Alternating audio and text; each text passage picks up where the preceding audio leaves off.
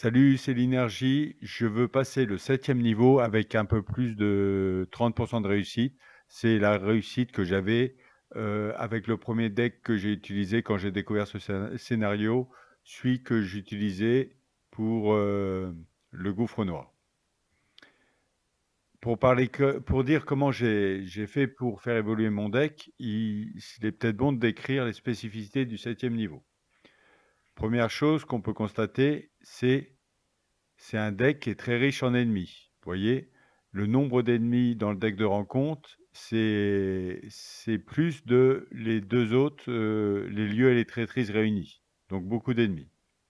En plus, c'est ce qu'on appelle du swarm, hein.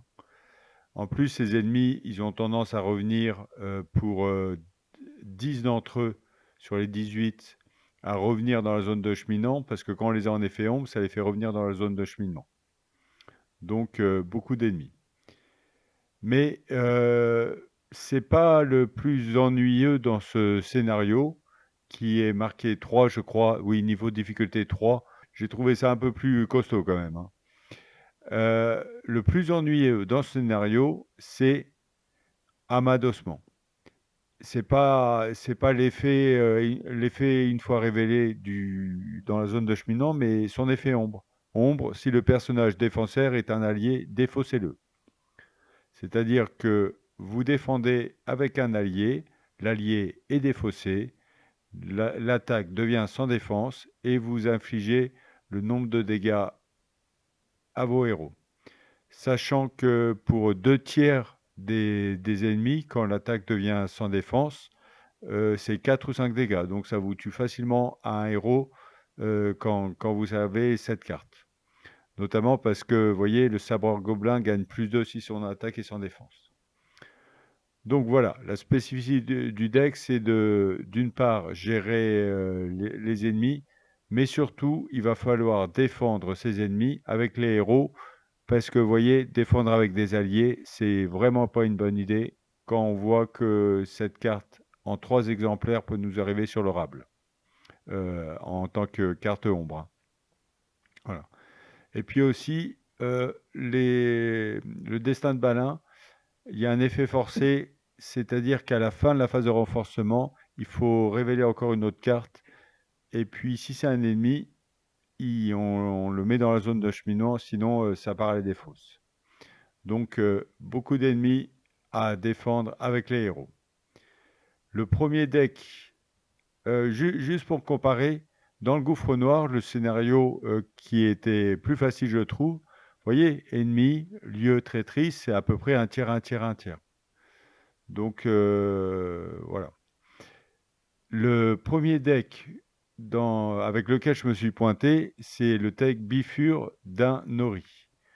J'ai essayé de construire, c'est le deck que j'ai pris pour le gouffre noir. J'ai essayé de construire ce deck de façon un peu le plus généraliste possible pour pouvoir passer le maximum de scénarios.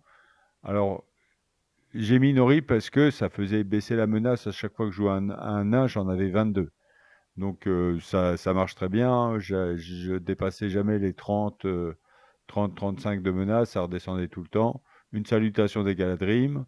J'avais de quoi gérer euh, avec des tester sa volonté les différents ennuis qui pouvaient se présenter.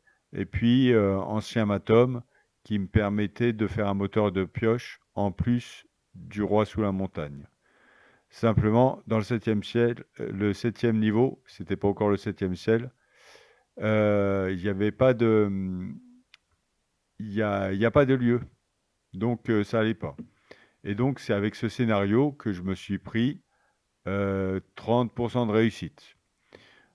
Alors, je me suis demandé ce que je pouvais faire comme amélioration sur mon deck. Et je suis arrivé à Din Ori Gimli. Donc Din, la sphère commandement, je l'ai gardé forcément parce qu'avec Din, l'attaque furtive, l'échange de Durin, qui est une carte très versatile, à moi ou tous les miens qui combattent bien, par exemple avec Tueur d'Orc Longbarbe, qui, lorsqu'il entre en jeu, inflige un point de dégâts aux ennemis orques spécifiquement. Donc ça, c'est très bien. Voilà, et puis plus un attaque, plus un de volonté, on s'en prive pas quand Dain est redressé. Ensuite, en fait, j'avais plus besoin de la sphère énergie parce que les qualités de la sphère énergie, c'est-à-dire gérer la menace et avec ancien matam, moteur de pioche, pouvoir contrôler avec les TC sa volonté, j'en avais pas besoin ici. Vu que ce qui me dérangeait le plus, c'est les effets ombres et tester sa volonté ne gère pas les effets ombres. Ensuite, la sphère connaissance me semble indispensable dans un deck nain. Alors, je précise tout de même quelque chose, c'est indispensable dans un deck nain quand on a à sa disposition la boîte de base, le cycle 1, Casa de Doom. Bon, j'ai reçu j'ai déjà les 6 paquets aventure, mais je les ai pas encore ouverts. Et puis, les deux extensions de saga du Hobbit. Voilà ce que j'ai à ma disposition. Donc, je disais, la sphère connaissance, elle est, elle est, je pense, nécessaire parce que ça permet d'avoir des decks à 1, des nains à 1. Vous voyez, l'archiviste des Rébords qui est très bien. Et puis 3, 4, 5, 6 d'un nain à 2. Ce qui permet peut-être dès le tour 3 d'activer la capacité d'Ori de faire moteur de pioche.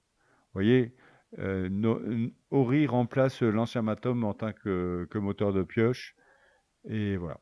Et donc forcément, il restait la quatrième sphère, la sphère tactique, et j'ai mis Ghibli très naturellement, pour essayer de casser la gueule à tous ces nains. Alors c'est un peu bizarre parce que Gimli, il est fait pour casser la gueule, et là, dans ce scénario, le septième ciel, le septième, le septième niveau, je vais m'en servir comme défenseur à cause de la carte, comme je vous disais, amadossement, qui fait qu'on ne peut pas défendre avec un allié. Beaufur, j'ai mis, c'est un peu quoi, c'est un peu pour 3, un peu pour ses stats, 2 de volonté et 2 d'attaque pour 3, c'est pas mal. Donc il servira pas pour défendre, on se sert pas des alliés pour défendre ici. C'est pas son action qui me permet d'aller chercher une carte arme qui m'intéresse parce que j'en ai que 2 armes. L'armure de la citadelle, c'est une armure. Et voilà, et puis j'avais un peu besoin de compléter en allié mon deck et j'en ai pas tant que ça. Donc, quoi, j'aurais préféré mettre un allié à 2, mais j'en avais pas. Quoi, j'ai les 3 vétérans à l'âge qui ont été mis, mais il n'y en a pas tant que ça d'alliés à 2 dans la sphère tactique en 1. Ensuite, euh, coup brutal, coup rapide et casade-casade. Alors, j'ai mis les 3 feintes, hein. Les 3 feintes, c'est très bien. Ça permet, ça évite d'avoir l'effet ombre, ça économise un ennemi, et puis on peut s'en servir. Ça économise un allié, et on peut s'en servir après pour attaquer plus tôt. Coup brutal dans ce scénario est pas mal parce que, vous voyez, infliger 2 points à l'ennemi attaquant quand il est déclaré comme défenseur. Et comme il y a beaucoup d'orques qui ont 2 points de vie, c'est-à-dire on le tue avant que la carte ombre soit révélée. Donc, bon, j'en ai mis qu'un parce que ça coûte 2.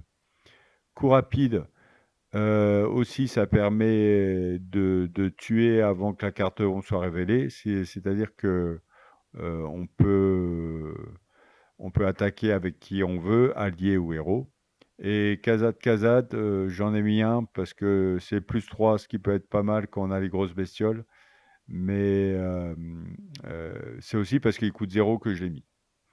Voilà. Armure de la citadelle et hache de Cavenin. Voilà le deck auquel je suis arrivé. Et puis je suis à 60% pour l'instant de victoire, c'est-à-dire que j'ai doublé mon taux de victoire sur, je crois, 14 parties. J'ai dû en gagner 8. Quoi, ça doit faire un peu moins de 60%. Voilà, si j'ai fait cette vidéo aussi, c'est pour que vous me donniez votre avis et vos suggestions sur ce deck.